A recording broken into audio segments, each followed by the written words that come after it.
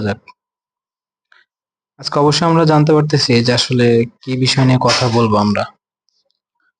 আজকের বিষয় হচ্ছে, কিংবা আজকে আমরা যেটা জানতে যাচ্ছি, পরীক্ষা হলে যেখানে ভুল হতে পারে। চলুন শুরু করি। মুসলিম লীগের প্রতিষ্ঠাতা নবাব সলিমুল্লাহ। আওয়ামী মুসলিম লীগের প্রতিষ্ঠাতা মাওলানা আব্দুল হামিদ খান ভাসানী। মুসলিম লীগের প্রতিষ্ঠাতা 1906 সালের 30শে ডিসেম্বর। আওয়ামী মুসলিম লীগ আওয়ামী লীগ 1949 সালে 23শে জুন।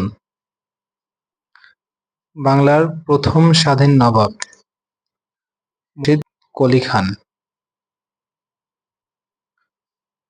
বাংলার শেষ স্বাধীন নবাব সিরাজউদ্দৌলা।